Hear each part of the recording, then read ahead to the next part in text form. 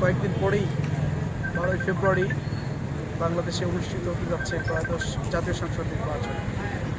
আমি এই নির্বাচনে ঠাকুরগাঁ সদর 1 আসনের 11 দলীয় মনোনীত প্রার্থী দাঁড়িপাল্লা প্রতীক নিয়ে আমি ইলেকশন করছি। এখানে আমি ভোটারদের দাঁড়িয়ে দাঁড়িয়ে যাওয়ার চেষ্টা করছি।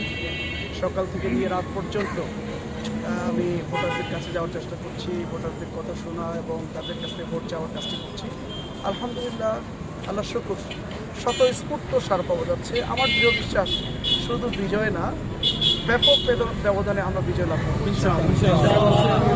এই পরাজয়ের আশঙ্কায় এখানে যে আমাদের আরেকটা দল বিএনপির পক্ষ থেকে প্রতি মুহূর্তই আমাদের ভোটারদের কাছে তারা হুমকি ধুমকি দিচ্ছে।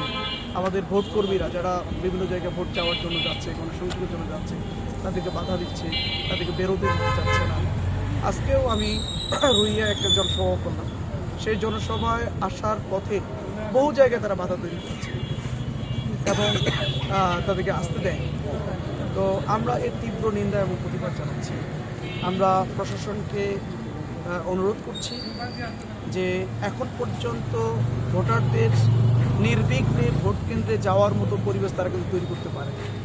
ভোটারদেরকে অনবরত হুমকি দেওয়া হচ্ছে, তাদের কাজে বাধা দেওয়া হচ্ছে।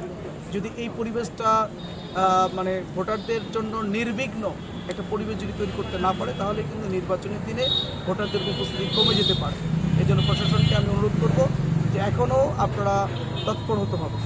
কোথায়, কোন জায়গায় কারা বাধা দিচ্ছে, কারা হুমকি দিচ্ছে, এগুলো ফাইন্ড আউট করে তাদেরকে গ্রেপ্তারের আওতায় নিয়ে আসতে হবে, আইনের আওতায় তাদেরকে নিয়ে আসতে হবে। আমার দৃঢ় বিশ্বাস এই বাধা, এই হুমকি ধুমকি দিয়ে আমাদের পরাজয়, আমাদের বিজয়কে তারা ঠেকাতে পারবে হবে। এবং সেই বিজয় শুধুমাত্র নর্মাল কোনো বিজয় নয়, ব্যাপক ব্যবধানে এই ঠাকুরকে আমরা বিজয় লাভ করতে চাই।